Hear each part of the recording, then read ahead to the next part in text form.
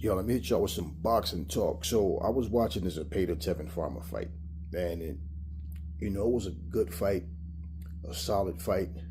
Both guys put up a solid performance. Tevin Farmer caught him with a nice catch and shoot, straight right, dropped him. Zepeda didn't see it coming. He got back up, and this was a fight where Zepeda he really never stops working, man. Even he's either moving. He's either, closing in on you or he's moving away, get back in, and he can throw 4, 5, 6 punches. He doesn't let you get comfortable. He doesn't let you, stay on the angles that you want to stay on. Tevin Farmer fought a real solid fight, but, to match the type of stamina that Zepeda has, for what Tevin Farmer brings to the table, how he fights, he was trying to be elusive with head movement, not by walking away because he was coming forward. He was the one, pretty much pressing forward. And a lot of the fight was a stalemate. Man, it was a good fight though. But this is where I tell people, defense, people don't understand the importance of defense. You got all these non-fighters and you have these jealous fighters that know that they're not that defensively sound, that try to shit on that. Oh, nobody comes to watch somebody be defensive. Oh, yeah, they do. Yeah, they do. When you have two guys that have a similar style, it's a chess match. It's called boxing. Everything doesn't mean let's just stand and bang and no defense. I doubt very seriously. I've never in my life been in the gym and seen trainers stand there and just teach a fighter to just stand there and punch and not move their goddamn head. These are the fighters that they're gonna burn out quick. And even if they have a long career, they're gonna hurt and ache and have all types of things wrong life after boxing. But man, when you can catch and shoot, when you can slip and move and stand right in front of a person, even, when you're on the back foot, they can't hit you. When you're right in front of them, they can't hit you. When you're on the ropes, they can't hit you. Who wouldn't want to be able to do that, right? So when I'm watching this fight, I say, man, this is a good fight. But the thing with Zepeda is, for one, it's not only that he's very busy, very active, but he has good hand speed too, and he's smart. But if Tevin Farmer knew how to cut his shots, see, you beat speed with timing. And if he knew how to do that, he could have gotten the win. Because this was a very close fight, a very, very, very close fight. But when you're more active, a lot of times the judges look at that as if, you won because you were more active. But this was a close fight, man. It was a real good fight. This was the type of fight that when you see things that either fighter could do, or more than likely the fighter that's behind really, could do, if they're capable of doing it, that one little thing, because this was one of those fights where it's like, man, this is, if he just would time his shots, if he could time the shots better and make him miss and make him pay, because that's the type of situation where even when a guy's throwing 4 or 5 punches, now you're slipping and moving, you throw that one punch and his head snapping back all the time, the judges see that, the crowd reacts to that as well. But this was a good fight, man. It was just one of those dog fights. They were right there in each other's chests all night. And listen, this is the thing that I say, I don't think judges should be one way. You need to judge each fight based on what happens in that particular fight. Not, I like this more than I like that. Because in all honesty, that was a really good fight, man. That was a really good fight. And like I said, Zepeda, like anytime you have a fight, when you fight a guy that's like really active and throw a lot of punches, and they have the stamina to just keep going and keep going, and you have stamina as well, you're just not as active. You're gonna have to learn to catch the shot, to be able to time those shots and cut those shots off, because those type of fights, man, it's just like when you're a counterpuncher, for example, the busier fighter usually gets the nod, even clearly when the counterpuncher is slipping and moving and making a guy miss and make him pay. The problem is, like I said, everybody is not. That is the one aspect of their game that a lot of fighters just don't have, is being really defensively sound. Where they may have good defense, but they pride themselves in being able to be right in front of you and not get hit. We've seen Floyd do it. We've seen Pernell do it. James Toney, somewhat. James, he had the slick defense, but he got hit a whole lot more than Pernell and Floyd did. But James Toney, somewhat. I mean, there's no one particular way to be defensively sound, but it's like, everybody have a different style the way they fight. But when you can do that and be right in front of someone and just make them miss and make them pay, everybody can't do that. And let me say, one thing that people need to understand. You can go through the history of boxing. There were a lot of great fighters, but not a whole lot of them mastered the art of boxing. Let me say it again. There were a lot of great fighters, great all-around fighters, but not all of them, not even half of them, truly mastered the art of boxing. This is why a lot of times people think certain fighters are either boring or they look at them like, all he's doing is this, all you have to do is this or that, and they just can't figure out why during their prime years nobody can crack the Da Vinci Code on these guys. As long as they're able to fight on that same level, however long it lasts. They don't understand. A lot of things look easy until you get in there and you realize, like, damn, you always hear the same thing. How many times have you heard somebody fight Floyd and say, yo, Floyd is so fast, man, and he's strong? Like, I didn't know he was as strong as he is. Floyd can punch. See, because when you sit on the outside, all you got to do for Floyd is pressure. Oh, because they sit back and wait. And I'm like, y'all say that shit like it's so easy. Even the guys that y'all, praise and say would have beat Floyd, like Ray Leonard, like Thomas Hearns, listen to them when they talk about Floyd. Listen to James Toney when he talks about Floyd. Listen to these guys when they talk about Floyd. They have a different perspective of Floyd than you do, for sure. So it's really easy to talk and say, oh, man, they would have did this to Floyd. They would have did that. Even if they say most fighters are going to say they would have beat whoever. You ask them who wins between you and such and such. But those guys understand what Floyd was doing. That's not something just anybody could do. This is why when y'all compare Floyd to his dad, it's like, yeah, Floyd Sr. was good, but he wasn't as good as Junior, for sure. They were on two different levels, man. He's not as good as Floyd. And even when you listen to Floyd Sr. talk, I remember a couple of times someone asked who wins the fight, Floyd Jr. or Sugar Ray Leonard. And it's funny because Floyd Sr. goes, man, Sugar Ray Leonard can't even beat me. Anytime someone says, that's like saying, how is he going to beat Floyd Jr. when he can't beat me? Even though Sugar Ray won, Floyd said he had a bad hand or something happened. But bottom line, his words were, he can't even beat me. And if you watch the both of them fight and somehow you come to the conclusion that Senior is better, more than likely you're just a hater of Floyd Jr. Senior wasn't as good as Floyd. I've seen both of them fight. He wasn't as good as his son. No, he wasn't. He was good. He was fast. He had that kind of speed that made his punches appear to be harder than they were. Because when he landed a shot and you see the guy don't go anywhere, you realize, okay, he is quick. He got a little pop on his punch, but he's not that big of a puncher. But he had heart, and, Senior was good. But he didn't have Floyd's defensive skills. He didn't have Floyd's footwork. He didn't have the upper body movement like Floyd did. He didn't have Floyd's IQ. There was a lot of things that separate the two of them. When I hear people say that, it's funny because I remember when Sugar Ray and Floyd was going back and forth on Twitter or something like that, and Sugar Ray told Floyd, look, I whooped your daddy and I whoop you too, or something to that effect. And, fans, they repeat these things and ha, ha, ha, and all or whatever. But once again, listen to Floyd, to Sugar Ray Leonard. Listen to any of them when you ask them about how good was Floyd Mayweather. Their perspective on Floyd was far different from yours. So when you talk about defense not meaning anything, that's bullshit. That's bullshit. Why the hell else do you think Floyd can be in there 46 years old still doing the exhibitions like he's doing on the level he's doing it on? Why? Why do you think so? So when I saw this fight, man, I'm going, damn, this was a really good fight.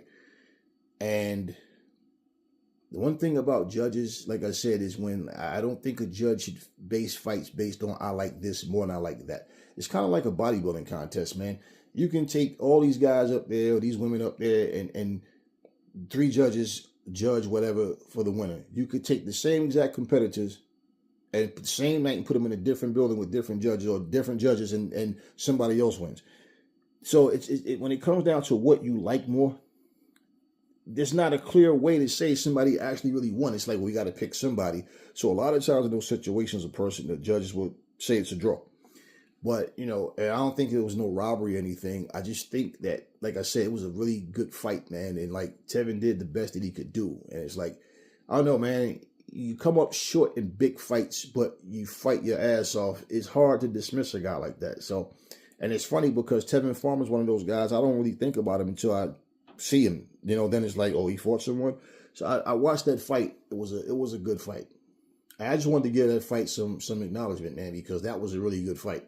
And I feel like a lot of times in boxing, there's a lot of injustices because, nobody wants to talk about someone on their channel that nobody really knows, because then it's like, well, you take the time to make the video and people don't even care about the fighters involved. But you know what I'm saying? That was a good fight. That was a solid fight. And I say salute to both of those guys. I don't know what's next for Tevin Farmer, but the type of performance that he had, even though he didn't get the win, he should be back in at least, top fights with top guys. At least. You never know with boxing, man, because boxing is very shady, very politically based, and full of crap, But we'll see what happens. But salute to both of those guys. Zepeda and Tevin Farmer put on a hell of a fight. Catch y'all soon with some more boxing news. Ass off our property before you get your ass kicked. I don't see that happening. So my ass off our property before you get your ass kicked. I don't see that happening. So also, I just wanted to say, in response to a question that I was asked about David Benavides fighting at 175, and him not looking the same in terms of his power. Yeah, I agree. He didn't look as strong. Sometimes the opponent is different from what you thought, but it also comes down to your body being more comfortable with the weight. If you look, for example, look at when Usyk, people fail to realize that Usyk fought at heavyweight before he fought at cruiserweight. He came back up to heavyweight, so he was more cautious. Like when he fought against Derek Chisora, he moved a lot more. And plus, stylistically, even though Derek Chisora isn't as good as other heavyweights that he fought, Derek Chisora has an aggressive style. So you still have to watch how you fight guys. It's not like, because let's just say, for example, Tyson Fury is better than Derek Chisora. Why did he fight Derek Chisora on the back foot but not Tyson Fury? It's two different types of fights. He's better off making Tyson Fury stay, go backwards. He's a shorter guy, get inside of that jab and, impose his will, as opposed to stand on the back foot, keeping himself on the outside of Tyson Fury's reach. That's what Tyson Fury wants. And then if he does that and he can't get in because he's allowing Tyson Fury to dictate the pace, then what happens is Tyson Fury wins a very boring decision because Usyk is on the back foot all night and can't figure out how to get in. And it's one-sided. So Usyk has to use his smarts, stay close and get inside. Whereas at Derek Chisora, Derek is not going to go backwards. He's going to come forward. He's a shorter guy. He gets in low. It's a different type of fight. Stylistically, it's why you fight differently. But if you look at Usyk, yeah, his body has grown into that heavyweight frame, which people, fail to realize. It's just like, if you want to say muscle memory, okay, but he's comfortable. So David Benavides has to get comfortable. Like I said, fighters are not going to admit to a lot of things that they concern or worry about or think about, but when he's comfortable at that weight, and that happens in training. Because if you're sparring, even in sparring, you're sparring against a strong puncher, a guy that's big, and you're handling him, he doesn't have to be as good as the opponent that you're going to face, or he might be as good or almost as good. Bottom line is, you're comfortable. Okay, I know how to handle these bigger guys. Then you got to remember, David Benavides is a big guy. He has had a lot of trouble making 168, and I believe that was due to him not training the way he was supposed to. But he had to step it up. So fighting at 175 is where he is. It's a choice he made. He has to find the adjustments. It's simple. So it's not just because you go up in weight, like automatically you're going to be the same. Like people always say that person's power carried over if they get a knockout. Not necessarily that their power carried over. They just hit hard enough to knock that guy down. Then they might fight somebody else and their punches look like nothing. So, example, when Devin Haney went up and fought against Regis Prograis. It's not like Devin Haney's punching power like increased and he was this big devastating puncher. No, he was able to catch Regis Prograis with shots he didn't see coming. And he was able to keep it long and fight a disciplined, smart fight. You understand what I'm saying? Whereas if he goes in there and try to fight as a brawler, right? Try to be that boxer puncher. That's not what Devin is. He's a pure boxer. So Devin has to stick to what he's doing. Now, Devin can walk a guy down that can't take his punch. That doesn't have anything for Devin to worry about. So even if that guy is really good at other things, but let's say the guy can't really punch, Devin has nothing to worry about. Let's say that the guy has quick hands, but defensively he's there to be hit. Let's say the guy doesn't have really good stamina. So he might have certain things that he does good, but then the downside to him may be bigger than his upside, depending on who he fights. So whereas if Devin was to fight a guy like that, like example, Devin showed you when he fought against Lomachenko, he's not afraid to fight in the inside, and that he can. And if you look at how much more experience Lomachenko has overall, right? Well, Devin and him stood there tooth and nail. And the fight was that close. So the fact that he fought Lomachenko that way doesn't mean he can fight just anybody that way. You know what I mean? And for the fact that when you're in the ring boxing, man, it's like a lot of times, most of the times, a whole lot of times, you're fighting the critics. And it's up to you how you approach the fight, right? So for Devin Haney to want people to see, I stood there and fought him. I didn't go on the back foot from him. I stood in front of him. Doesn't make a difference. Why? It does and it doesn't. It does to him because he knows that he can, but he has to know when to do it and when not to do it. But then it doesn't matter because, for one, people want to say, oh, Devin's way bigger than Lomachenko. They're going to use every excuse to try to shit on his performance because why? He's a bigger guy. Yet you claim that Lomachenko's skills are way beyond Devin's. Well, the fight shouldn't even been that close then. So when you look at that, it's like, look at Shakur. I'm the one guy. If you look at my video on Shakur, I said, I don't think Shakur needs to fight differently. It depends on if he wants to please these fans or not. That's saying he's a boring fighter. Because even if you win a unanimous decision, but people say your style is boring, it's up to you. Are you going to listen to them? Are you going to make certain adjustments so you can be more effective and make the win look more decisive because you're landing the shots that you need to land, you get in, you get out, you fight your fight? Or are you going to, listen to these people who want to see you lose, stand there and try to fight? Look at the outcome of Devin Haney and Ryan Garcia. Look at that situation. If Ryan Garcia had been just as weight drained as Devin, made weight and wasn't cheating, wasn't overweight and all of that, you don't know how the fight would have turned out if Devin still would have fought the same way, because the left hook might not have had the same impact that it definitely wouldn't. But that's not to say it still may have been strong enough to hurt Devin either way, but maybe not. We don't know that. You understand what I'm saying? Because we've seen Devin get rocked, but we've never seen him get dropped like that before. So at the end of the day, we know that him cheating had something to do with it.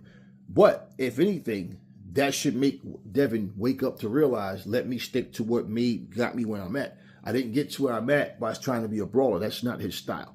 So the same for Benavides. And the thing is, the difference is Benavides is known for being a big puncher, and he has hand speed. When he wants to put his punches together, he can. It's just how you put it together on a fight-by-fight basis, because you got to understand, when you fight, people study you. They watch what you do. So if you go into the next fight trying to mimic what you did last time, you can be timed and figured out. So you have to take each fight based on the opponent in front of you. So, yeah. And basically, do I think he'll be as effective at 175? Well, 175 isn't deep in terms of names, but it can be a situation of you have a guy that's just really strong. You have a guy that can really punch. He might not be as skillful as you. Can you take his shot? Can you avoid the big shots? And that's really in any division you go in. When you down with the smaller weights, it's a little bit different because those guys are like a bunch of like they're fighting fast forward and they're throwing all these punches and nobody's going down. A lot of times you see that. But I think David Benavides, as long as he's comfortable and he fights smart, he should be fine at 175. Now, I will catch you guys later with some more boxing talk.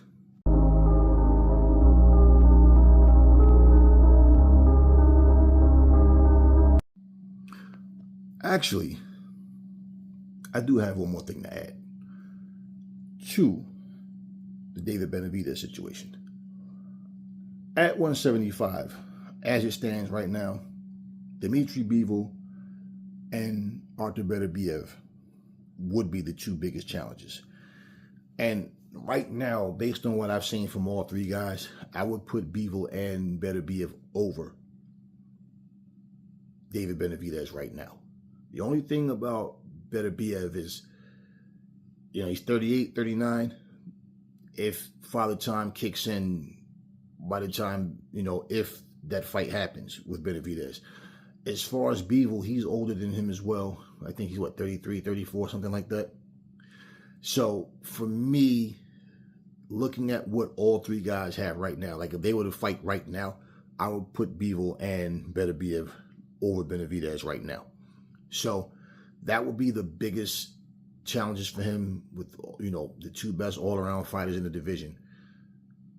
I'd have to see something else, see more from him for me to really make a better assessment of how I see him. Like if I see the next fight better, Benavides has, like I said, the confidence and being comfortable at that weight. Skill for skill,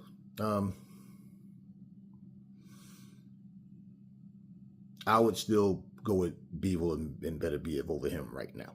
But we'll see what happens. If it's about Father Time kicking in, then that can be something different. Of course, the guy that's younger has that advantage. But aside from that, just like I said, skill for skill, I would put both of them over Benavides right now. Now, I will see you guys soon with some more boxing talk. Whoa! Whoa! Whoa! Officer! Thank you. Do that. Thank you. Stand there. Oh. Stand next to him. Stand next to him. Put your phone down.